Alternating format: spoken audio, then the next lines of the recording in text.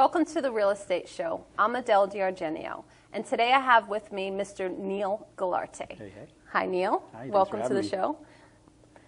Could you tell our audience briefly what it is that you do? Yeah, I own Wildstyle Media, and we are a high-end video, audio, and post-production firm. So we specialize a lot. We do a lot of documentary filming, but we also focus a lot on bringing that documentary style to corporations that need video. And also, I am a podcast coach. Awesome. So our firm does a lot of podcast editing and producing and things like that. Very cool. How do I identify what my video or audio needs are? Oh, well, first you got to identify what you want to achieve. Okay. Right? So depending on the type of business you're in, you got to know like your audience. Who do you want to reach? And then I think once you've done that, then you can identify what platform is going to be the one that can deliver to the audience the best. And we could talk a little bit about that too, as far as like what platform you should pick. But then being consistent on that platform is what will get you the results. Sure. I'm curious, how would you determine which audience is best for the business or the person that they're trying to reach the audience? Well, what's happening today that I think is a little bit kind of blurring the lines of the answer to that question is in the old days, it was all about your business. Yeah. So everybody was like, well, I need to promote my business. Let me get on Facebook. There's the most people there. But what's happening today is the personal brand has become a really big trend. Everybody now is focusing on being the face of the business. So just to use myself as an example, I used to promote Wildstyle Media, and I would be speaking and telling people, follow Wildstyle Media, and I would notice no one would do it. But in the middle of a talk, I would feel my phone buzzing. Yeah. And then I'd sit down when I was finished, and I'd see 5, 6, 7 Twitter followers. So they started following me, not the business. So the way you identify it is once you realize that you kind of have to be the face of your brand, then I was telling you a little bit offline is you got to see where you're getting the most results on social. Let's say you're getting a lot of Instagram followers, then that's a great place to start. And then you can kind of push the personal side and blend it with the business because people today are deleting one or the other. Yeah. No reason to have 3 accounts anymore. Now, is video, is that a little bit expensive? Yeah. I mean, it can be. It's becoming more affordable. I mean, you have people now that can do things. I shoot my entire vlog with a GoPro, right? So let's say $200 of a camera. But if you want to do like what you're doing here, obviously it's many thousands of dollars. So I think when you get into video, you need to identify once again, am I doing something simple at home that I want to be able to replicate week to week? Or do I need a production crew because I want a certain production value? Sure. So that maybe I can get that show on television or I want to get it syndicated or whatever. So you always have to start with where do we want to be seen and then you build to fit that. Does that make sense? That makes sense. Yeah. Now, would I be able to myself do video and or podcasting? Yeah. The reality is we live in a do-it-yourself world. Right now, you could technically have simple recording software, grab a GoPro or grab even a small palm quarter, and you could technically do it, right? Where I always tell people that having the professional adds the value is now you're focused on 3 things. You're trying to host, you're trying to self-produce, and then you're focusing on the technical. I believe that, and I know it's a cost, right? But you got to pay to play. If you're a Gary Vaynerchuk fan, for example, you know this. You got to pay to play the level you want to play at. The minute you bring on a professional, now they're worried about all that. And then your production value goes up, and you're focused on what you're supposed to be, which is your content and your guests. So the answer to your question is yes. But I feel that just because we can do things ourselves doesn't mean we should be by ourselves.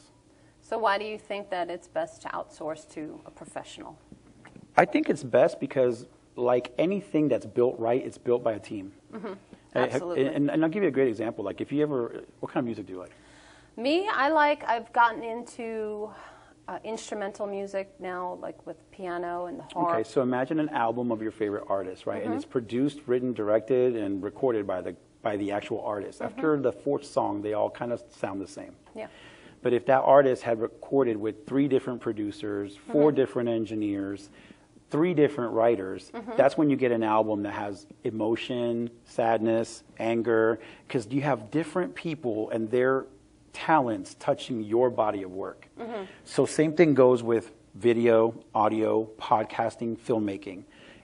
I'm an old schooler. If I get a lighting guy, a sound guy, a video guy, now I have 60 years of talent behind me instead of me lighting myself, shooting myself. Yeah. And so I just think that, yes, outsourcing is important, but you also got to know how much to outsource. Yeah. You know? You don't want to outsource everything. No, you don't want to. You want to have that personal touch, and you want to. And you want to have money in your wallet. Yeah, of course. You need a little money to outsource. If you outsource too much, then you're going to be broke. Now, a question, Neil, that I get asked a lot is, how much content should I put out there?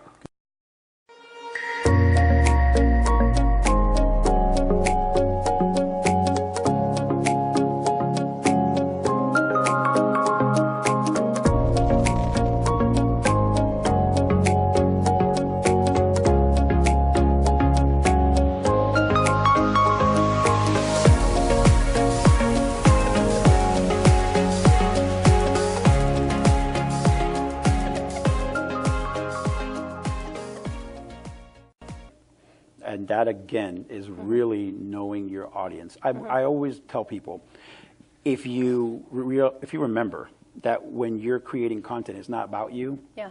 You're making it for the audience to engage with or to be inspired by or to use it. Too many people make it for themselves to be sort of a guru. And really, that limits the amount that you can put out there. You put out the amount that audience is demanding. Yes. So you might start with weekly, and you might have a weekly vlog or a weekly podcast, and then you also put out a blog. You know, 'cause that's a lot of work. Yes. But then if your audience starts to demand more, then that's where you increase it. That's where you start to monetize it, so you can put out more content. Base it on your audience, not on your frequency, because you have no idea what they want to get and That's true. how often they want to see you. That's true. And a lot of the times when you're putting videos out there, the audience will give you the feedback and let you know exactly what they want. Get 1 million likes, they liked what you did. Rinse and repeat. Oh, yes, Right? for sure. But there's people, and I'm glad you brought this up, because there's people that I think right now they're so inspired by the gurus, by the big YouTuber that they follow, Yes. that then they start to put out too much frequent content. And I know that sounds like contrary, like put out more content, get more people. No. I think some people are oversaturating themselves. Yes. So now the video they're putting out is watered down. But if they waited and maybe put out one every 3 days, they have more to talk about. Yeah.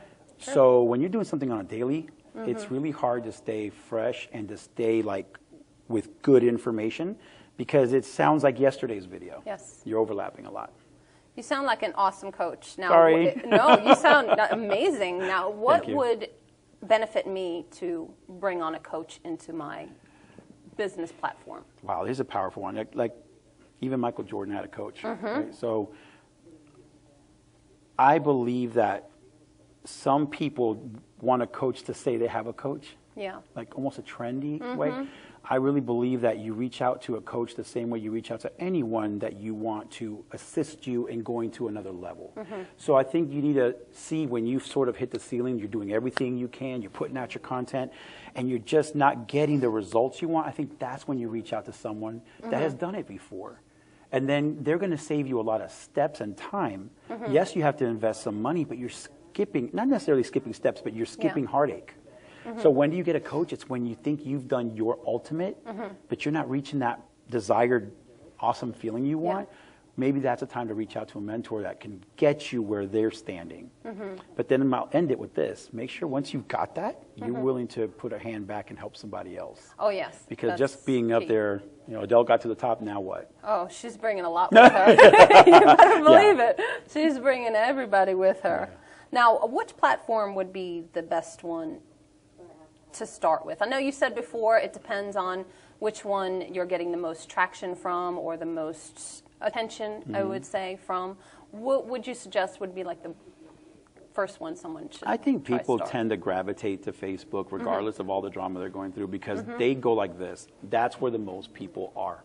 Yes. But if you've been studying Facebook, they're limiting what people see, when people see it. So you're having to get smarter, work harder to trick the system. Right now, Instagram is probably where I would aim a person that's just blindly getting in, not just because Instagram's the top growing platform, but because now they have Instagram TV. So it's kind of like having your little YouTube channel. Yeah. A lot of live streamers are already doing it, so why not do it there and it saves your video? And then the Instagram base you already had is now seeing this added channel. So there's your more content from me.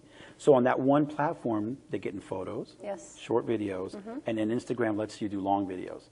So that's the best of all three if you're going to start somewhere for free. Yeah. So Instagram, I think, would probably be the best place. And then, maybe Facebook, and then maybe Twitter.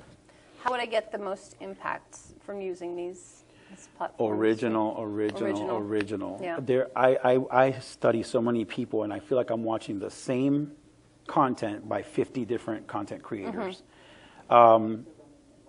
Like, I know you, right? Like, you have a Yes. very fun personality. Aw, thank so you. to me, your Instagram should, yes, you're a professional. Yes, you do real estate. Yes, you have other business things you're into. But that should show where people can meet you in shallow water. Like, come meet me in shallow water, Adele. Yeah. And then I'll hold your hand and we'll go into deep water where you want them to go, your funnel, your purchase, your business. Yeah. So you would just want to show your personality and get the most out of that, and then you bring them into your book, and then you bring them into your stuff. That's why I think Instagram is so powerful. It's just a good place to start if you've got to pick one. Yeah, Instagram. Interesting. Now, how has video acquisition changed in your view over the years? I mean, I'm sitting in a room right now with 3 tiny cameras. When I started, I had a 30-pound camera, a recorder in my left shoulder, and I've experienced cameras get smaller, smaller, smaller. And what's funny is I was just out at NAB and saw the cameras getting bigger, bigger, bigger. But acquisition is this. Everyone has their phone, and the phone has a high-quality image.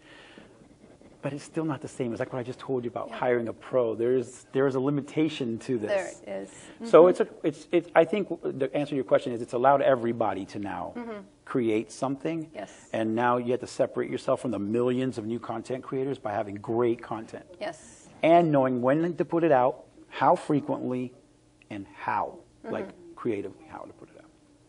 So how do you produce the content if you cannot edit it? Ooh, good question. If you're gonna, again, this is having a team. Yeah. Right? Yeah. Knowing, you literally just answered the question by saying, if you cannot edit and you know this, that doesn't mean don't do your video, don't be creative. Be the creative producer, record yourself, and then you outsource to an editor. And listen, if you can't afford, if you cannot afford a professional editor, there's a million students that'll do it for the experience. There's a million people that'll do it for paid internships. But don't let any one thing, any one aspect of your production stop you from doing your content. Because in today's world, you just need to be the content creator. Yes. You create jobs and opportunities when you say, I need a graphic designer, I need a photographer. Well, that's true. Let them That's do true. that. You're That's feeding true. somebody else. You're giving That's somebody true. else an opportunity. Now, for the business side, what would be some ways that I could use video for my business? I think today, the old answer was for sales. Yeah. Record and tell the world what you offer. Today, I just watched a video yesterday with Will Smith, and he said, in the old days, to be famous, you had to keep a distance from your fans. Yeah. Right? There was a certain exclusivity. And Wow. in video, that's what made you a star. I can't touch him. Oh, But boy. today, for them to do a new record, they have to have a Facebook group where everybody's their friend.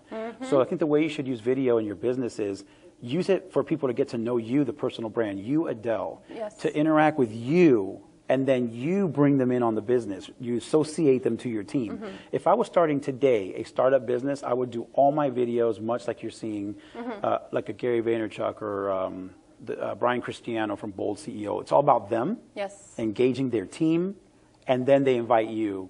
Oh, and check out Bold. Yeah. They're kind of doing the trick now where it's like get to know the CEO, then get to know the business. Yeah. Because aren't they kind of one and the same? So Yes. that's what I do. Awesome. Now, I do get a lot of questions from realtors, and realtors are curious on how to increase their sales for their specific business. Yeah. That's a tough one. That is. Right? Because the answer isn't if you increase your video, you increase your sales. Yes. But if you increase your video the right way, you increase engagement and interest, which leads to sales. So my cousin's a realtor. Yeah. My best friend works for Tom Ferry. A lot of my excellent. friends I have friends in a variety of different places of real estate. I know you. So I always tell them, if you're not using video, the minute you start to incorporate it, you're going to start getting more interest. Yeah. But don't just do listing videos. You need to, like I always tell my cousin, do videos that teach me how to improve my credit, teach me the steps Teach me about inspections. Tell me some things that normally bind me or tie me up in the real estate process, how to get around that, because doesn't that help the realtor? Yes. Because I'm more prepared. So I'm going to bring you to a house that has less issues because I've been learning along the way. So if you're a realtor right now and you want to use video, again, get to know the realtor. Yes. Because real estate's all about trust and fiduciary responsibility. And then if you're going to do some listing stuff, do it in a creative manner, but sell the neighborhood, sell the amenities, not just this house. Yeah. Sell me on Sarasota.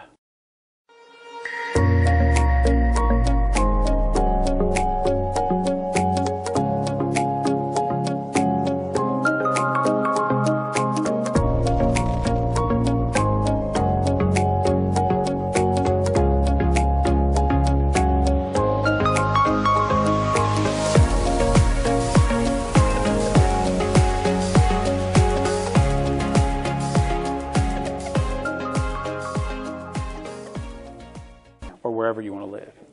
That's how I use it. Now, with the realtors, if you could give the realtors that are watching right now one simple tip that they could use right now, they haven't even begun to do videos, one simple tip for them to go out there and just turn their phone on and start doing a video. I would just say, focus on what people want. They want a home. Yeah. They want a safe home, and they want a place to raise their kids, right? Sure. Primarily, that's what they're looking for. So if you're going to start from scratch today, you're a brand new real estate agent, is sell me on the safety, what the municipality provides in safety, on the neighborhoods, on the school, and then show me listings. And then from there, increase to selling your expertise on the area. You're the Spring Hill expert. Then sell me on why you're an expert. But if you're starting from scratch, and I'm in New York watching your first video, I want to hear that that's the safest neighborhood. It's got a rating 1 ISO fire department, an amazing police department, and 3 schools that are B and A. Sell that. Then from there, say, by the way, here's 4 listings in that awesome area I just sold you on. That is awesome advice. Yeah. If I'm going to move to a different state, and I'm say that's in who's New watching York, you, by the way. If I'm in New York and I want to come move to Florida, I want to know from the people that are living there that it's safe to live. The Saves you a people are flight. friendly. It's absolutely. And sell that. Sell the restaurant that's the Crab Corner that's been there for 27 years. Yeah. Because that's going to make me go, well, I'm going to move to a place where the residents have been there 27 years and have restaurants and family. Then sell me on listings, and then sell me on you, the real estate, and why you're amazing. That does say a lot about the community if a restaurant's been there for 27 years. Yep. That means he probably raised his family there, his kids work there, they live there. Yes. So it's community. But a lot of real estate agents, what they're doing is again, I keep saying this word, and I don't mean it to sound negative, but they're going to guru mode. And they saw the TV show $1 Million Listing, and they want to get on there in a 3-piece suit when they don't. They sell in a calm residential area where 90% of the people are wearing cargo shorts and a polo. True. So be that, right? Sell the golf course, sell the amenities. So everybody's in a different market. I get real estate changes, but you need to sell the place. Yes. And video is the perfect tool to do that. Drone footage of the neighborhood versus just a shot of this beat up house that you want to flip. You know what I mean? Yes. Drone has become really popular lately. Super I mean, there you could see that. For me personally, I see a drone picture. It's like, wow, you can see the whole landscape of the home. Production value. Production. You immediately went from that house is cool to, oh, I didn't know the neighbors had a pool. And you start to notice little stuff. Look, there's a park 3 blocks from that house. Maybe we should check that listing out. Of course. But had they not taken that drone shot and they just took an eye level shot, oh, the house has a 2-car garage, and that's all they know. But one drone shot and they know there's a pool, the neighbor has a Rottweiler, there's a guy with a Porsche in the corner, like whatever. That guy has a classic car. You see all that in a wider picture. So give them the wider picture. Once they call for the listing, then you give them the detailed listing. Certainly. Isn't that how Disney found Absolutely. the land to build That's Disney a World? Great example. Yeah. That is a great example. Do what Disney did. Of That's course. the answer Look at to your Disney question. Just do what Disney did. Do what Disney did. On a much smaller scale. Well, we'll try to reach Disney. Yeah. Now, let's move over to websites. Okay. If, let's say, I have a business website, which would be better to put videos on there or blogs, text? How would that be the best benefit? Doesn't this one change like every 3 months, right? This is a trendy answer, right? So for a little while, it was have lots of text. Then for a little while, it was add your social media to your page. Okay. We live in a world today where I think people are so busy, and I just talked to a Capital Real Estate Group in Orlando about this. Their site was all text heavy. Okay. Their thought process was people could see videos on YouTube, they could see videos everywhere else. We want them to focus on the listing, so they did lots of text. But if you want me to look at it, you've got about 2 minutes of me. So I suggest that at least, if nothing else, on your homepage, you have a video that tells me everything about you in 3 minutes. Who you are, what you provide, where on the website can I find the other 3 things I'm looking for, because people, I don't even think they're really that busy, but they've created the mindset that they are. Yeah. So put a video there. Yes, the text is important, but I think a video not only shows them who you are, because let's be real, you right away will say, oh, that's a professional looking realtor, not a shabby one. So at least I already know I wouldn't mind being seen walking around with this guy. Yeah, sure. Oh, look, he's got some of the best listings in town. Okay, well, let me go with that. So I think a video, the answer is a video should be there, and then a lot of imagery. People are getting away from hiring a pro photographer. Yes. Why do we want to get away from hiring other people? Yeah. I don't know. So I would really say start going back to hiring a pro to do what that pro does for you. Yeah. And then you're in charge. But video, media, and then text. And the future's voice. You like Gary Vaynerchuk, right? I've brought him up Gary. 9 times already. Yes. What does he say? The future in the next 4 or 5 years is you're going to talk to your website. Yeah. We're going to talk to my editing software. We're already talking to Siri every day. And we're talking, of course. We have the little, what is it, that little Google. Yeah, Hello, I use mine. Google. Alexa loves me. Yeah, we have the Google little My thing first question was, at home. Alexa, who's your daddy? She's like, only you know that. But yeah, voice. If you could even find ways to, that's the future. Yeah. Yeah. People want to share. That brings me to my next question with podcasting. Why is podcasting a huge benefit? It has changed since I started podcasting. 4 years ago, it was the intimacy, right? You're putting this thing in between your ears, and you're jogging in the rain, and you're listening to, you know, your favorite podcast.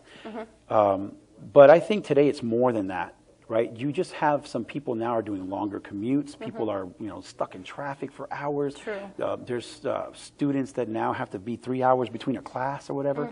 So it just, podcasting provides another platform for another audience. Yes. The mistake I see people doing is they have a YouTube channel or they have a strong Periscope or whatever social platform they love, Snapchat, whatever, and then they go on their podcast and repeat the exact same stuff thinking, oh, it's a different audience, but it's the same information, and that's the failure. Yeah. Is it a good idea to cross-promote? Let's say cross-promote through your podcast, say, hey, check out my YouTube channel. Absolutely. And then, of course, send them to different content. It's not the same thing that you just I call myself the discussed. Bounce King. If you watch my last video on YouTube, the first thing I said about Instagram was, the first thing you should not do is repurpose your old stuff. Yes. So I'm on Twitter. I send them to my Instagram, and I only put pictures that are never seen anywhere else there. Like if you want to see Tally, you're only seeing her there. Yeah. Okay. So then, for example, I might be on Instagram, and I'll say, hey, check out my YouTube channel for my vlog, and there's nowhere else you're going to be able to see it. The more you do that, your audience is going to bounce within your little prism that you've created. Sure. They want to see Adele, what's she like when she's not on set? Yeah. What's she like when she's working on her book? What's she like when she's working with her family? Well, send them to different places to find that. Wow. Because all in one, what you're doing is you're eliminating the other audience. You're alienating the other people. So what if I don't care to know your personal life? I just want to know your business life. I'm checking out your LinkedIn. Yeah. But because you have it on different places, I can pick and choose where I get to know you at. That just blew my mind. It's a because safety. What if your mom? Right. What if your mom and you don't want them to see your family? Well, they don't put it everywhere. Put family only on one platform. Wow. And I know you said you've been doing a bunch on Twitter. Yeah, I'm an old schooler still. Yeah. Because I think everybody left it to go to Snapchat. And I think what people didn't realize is the kids left. And it left a void where all the professionals were still hanging out. And then that sort of faded a little bit because every other platform came out. And the first thing we do is run to new. But what I've been noticing a ton is people coming back to Twitter. They have over 9 million new users in the past 6 months. Whoa. So, but it's not trendy anymore. So who I'm finding on Twitter is the guy who's still serious about what he's doing because he's still there. So what is your name on Twitter? Is it just your Niel Guilarte? At Niel Guilarte, Niel. Yeah. Because they can never find me when it's the I. But yeah, at Niel Guilarte and at Wildstyle Media. Nice. If you guys want to find me there, I live there. And then I send you, well, I'll tell you fast. I know we're limited on time. Go ahead. I'm going to give out a freebie coaching strategy really fast, okay? Love that. I tell people, and this is what I'm speaking on at MapCon, use Twitter as your little dinghy boat that you're fishing, right? You're putting a lure. Okay. Parked right behind that little boat is a monster, cruise ship called Facebook, okay? And on that ship is your photo booth called Instagram. If you use those three in tandem, you're hooking and booking out there, you're getting people interested in Adele. Oh, I'm interested. I followed you on Twitter. Hey, check out my Facebook group. You fling them onto the boat. Now they're dancing around the pool with peers and people in a group where they can talk without you. Yeah. And at a party, when you see that photo booth with all the goofy glasses and all that stuff, people take pictures in there. Make that Instagram be your photo booth. So Facebook is where they commune. Instagram is nothing but pictures of you and your fans, you and your guests, you and your producers, people. Yes. And Twitter is just where you hook them. Want to see me in my Batman PJs? Check out my Instagram TV. Hey, want to see me in the green screen studio? Check out my Facebook group. Want to see me and my friends? Go to my Instagram. You just send them to 3 different sources of content. Wow. So that's my strategy for using Twitter, Facebook, and Instagram in tandem to run your ship perfectly. Now, if you heard that advice, I would suggest taking that advice from Niel and running with it. And I'll give you my PayPal account. She gets 10%. Now, back to podcasting. How can podcasting help us grow our personal brand? Okay. It can help you grow because it's giving you another audience to talk to. But I want to make something really clear. Yes. And a lot of my friends that podcast know this. They don't just grow. You don't just post it and have followers. You have to invest in your podcast, no different than the brick and mortar store you had. You have to put ads, and I don't mean just Facebook ads. You have to tell everybody about it. It needs to be on your signature of your email. You need to sell it no different than you sell every other aspect of your business. So I sell Wildstyle Media as I talk to people. I'm a producer. I do media production. But before I walk out, I'm like, but make sure you check out my vlog. And I have this amazing podcast, and I bundle it because if you... And a lot of podcasters, this is why they fade. 3 years podcasting, why do I still only have a couple thousand listeners? And the first question out of my mouth is, have you spent $50 to do anything else? Have you made a T-shirt? Have you called my friend Jason to brand you with a big old QR code so people can scan you at every conference? Genius. Have you done anything? Actually, that is genius what he did. It is because what he recreated was he took an old technology, something fun that people kind of forgot about, and he made it cool again. Cool. And so that's the kind of stuff that you need to do. No different than you as a realtor and a producer have to constantly mention that you have a show because they only know you as real estate. But people that only know you from the show don't know you do real estate. So if you're not telling me both, I don't know both. Absolutely. So the answer is if you want it to grow, you got to water it just like everything else you want to grow. So you're saying to promote myself and my business, incorporate Remember the the two. whole personal brand trend? It's no longer I just do this. I'm Wildstyle Media. No, I'm Niel Guilarte. Find me. And then you can find my business, which in turn has a set of social media. You can find my vlog. You can find my podcast. Yes. Find me and you'll find, start over. Find me and you'll find every piece of me. Yes. That's the new thing. Where before it was find my business and maybe you can meet me, the CEO, one day. So that is also where a professional coming in to help you with your podcast. That's where it comes in to benefit and help you grow it to not only 1,000, but tens of thousands. And I try to coach them for monetization because that's what they all really want, even though they say they don't. So you want to make it so that in the future it is segmented and built to be monetized. But it's also a platform, and you have to be consistent. You got to record like you love it. Yes. They can tell when you're just doing a weekly show or whether I can't wait to hear your show. Of course. So, that's at the end of the day, anything you do passionately, people are going to pay attention to it. Now, with your blog, how powerful, with your vlog, your video blog, how powerful is that to your business? It wasn't at first because I didn't promote it. Right? I was shy about people. I was afraid to break that wall of they're not going to see me as the CEO, the big award-winning producer anymore. Yes. Now that I've gotten past that and I'm like, here's my family and I picking blueberries, followed by me and Jason and Chris in New York, followed by me and Danny Pena in Miami. All of a sudden, they're now loving my pals. Yes. And they want to see, like they're going to see ours. And they want to see what we're doing the rest of the time, our personal time. So now it's becoming super powerful. But when it first started, it was my fault. I wasn't promoting it because I was afraid to show another side of the dice. Turns out that's the side they want to see. And then then the business will learn about the business when we deal with him. I agree, because I've seen a lot of your vlogs, and it's like, I know you. They're goofy. I love them. You are so funny, and just bringing everybody, your family on, your friends. They're all victims. Your child, and it's like, okay, I know you now. I'm watching you through video, and now you're sitting here with me. So you know my wife a little bit. Yes, you know my studio. awesome. You know my friends. And so when you see the vlog after a while, you feel like you know me. And that's helped me when I go to conferences and stuff, because they're like, oh my God, I've been watching you, but I don't even know them. That is awesome feeling. But it breaks that formality, and it makes it a little bit easier to talk to people. Yes. You know? Now, back to making money with your podcast or possibly potentially your vlog. How would somebody acquire sponsors or somebody to help them financially support that for them? I just landed a sponsor after 4 years of podcasting. Okay, so let me make that clear. It took 4 years of not quitting, not fading, being consistent as I could. I took big hiatuses when I made movies. But what happened was I had the podcast, the vlog, and a powerful Facebook group, that cruise ship I told you about.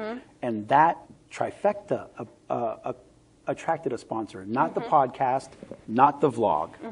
The combo. What they told me was, you don't have the highest numbers, but you've got the right combo. We feel if we sponsor your podcast, you'll mention the Facebook group where we're seen again. We're going to sponsor that. We're going to give prize packs every Friday. And then we know that you're going to mention that on your vlog, and you're going to wear that shirt on the vlog.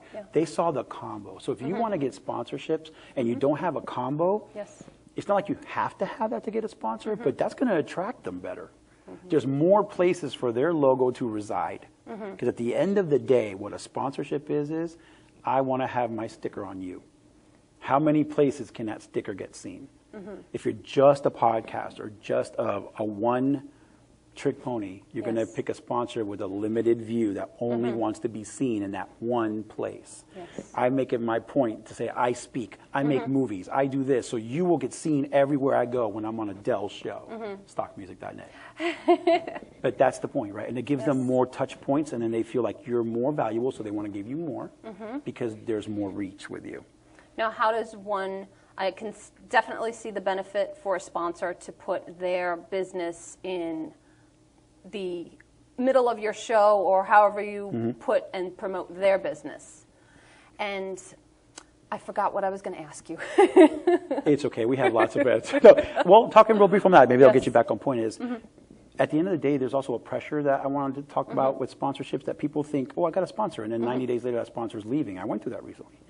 And you have to maintain, they have a certain amount of demand that they put on your show, which could actually alter the direction that you want to go. So you have to protect and find a sponsor that's a good fit, that doesn't want to just change your show. And number two is, if they don't get direct sales, you're at risk of losing them all the time. So you have to constantly be trying to attract new sponsors, or at least never lower the bar, so that if they were to leave you, you're sponsor less, but you're still attractive. So it's no different than a real estate property. Keep it up, cut the grass. The minute you stop, no buyer.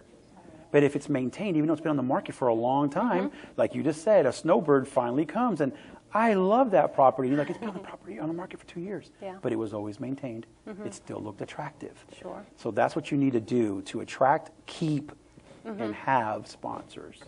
So typically, I remembered the question I was going to ask you. Yeah, let's go back to that. Typically, what does, let's say, a high-dollar sponsor look for in the content you're producing? Are they looking for a specific way that you're producing it, or are they looking for specific how you're speaking to the audience? What exactly are they looking for? Love this question because it matters.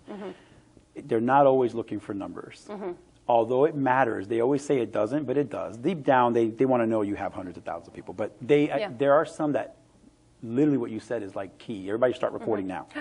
Is they look at how you make it. Yeah. I actually had my sponsor call me and tell me, and this is not a bad thing, so if you're watching, it's okay, and told me, Neil, I watched your vlog, love this part, love that part, but I don't think people want to see you guys picking blueberries, for example. A personal part. Are they going to watch that part? That was about 8-9 minutes long, and I was like, no, I think it's the opposite. They want to see me there because that's the break from production. That's the only thing they know me as. But he made me think, though, even though it seemed at the moment, I felt like, why do you want me to cut my family out? He wasn't saying that. He was simply questioning, because remember, they're a production place. They can't sell to the Blueberry Farm guy, right? But guess what? That got the most downloads. Did it? So he wasn't necessarily wrong, but he did make me think about how long should I put my personal stuff in. He made me rethink it. So even though they had a small concern, how I produced it changed for me to make them happier, but also I felt like it made me better. So, God, it's all about how you produce it and consistently doing it the same way. Sure, that's consistency is key. And well, do you want an inconsistent boyfriend, an inconsistent girlfriend? You want inconsistency or in a car? Inconsistent car, exactly. Anything. You just want to rely on stuff. And today, content comes and goes. People record and they get bored. I don't want to do a vlog anymore. Well, come on, like that consistency is what makes me. This show being on is what every time is what makes people keep coming back. As soon as you kind of skip a week, there goes your audience.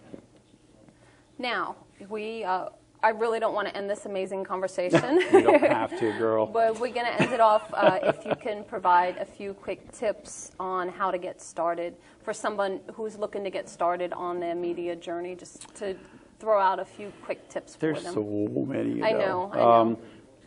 Listen, right now you're in a digital world. There's a camera on you at some point every day. Every day. If you're going to start, realize that you've already started. Someone already recorded you this morning, right? So stop being shy. A lot of people are just camera shy.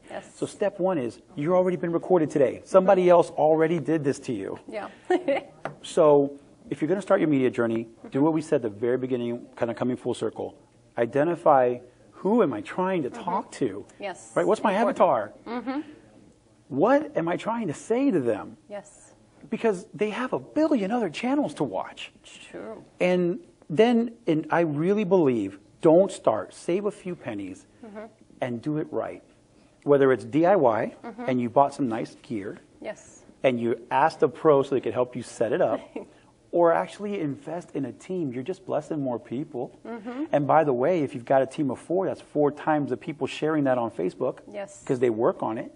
And then they bring their best friend who also takes a behind-the-scenes picture of this shoot.